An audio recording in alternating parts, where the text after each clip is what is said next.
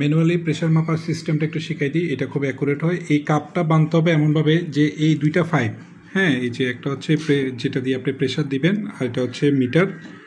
এই মিটারটার নাম হচ্ছে স্পাইগো ম্যানোমিটার।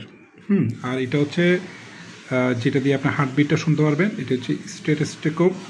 এইটা হচ্ছে এই দুইটা পাইপের ঠিক মাঝখানে শিরা বরাবর এটা দিবেন যেন সাউন্ডটা শুনতে পারেন। ওকে, আপনি এখানে এটাকে অফ করে দিবেন, অফ করে দিয়ে প্রেশারটা মাপা শুরু করবেন।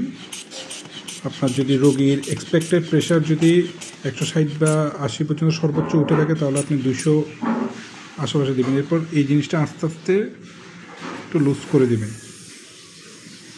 দেখেন, প্রথম হার্টবিটটা যেখানে শুনবো সেটা হচ্ছে উপরের প্রেশার, লাস্ট হার্টবিট যেখানে শুনবো সেটা হচ্ছে নিচের প্রেশার। আবারও আমরা চেক করি, যেমন প্রথম হার্টবিটটা কোথায় শুনছি একটু দেখি।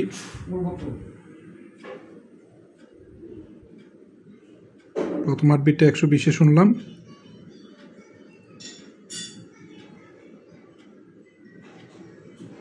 লাস্ট হার্টবিটটা শুনলাম 65-তে। আর একটু কনফার্ম হয়নি। হ্যাঁ,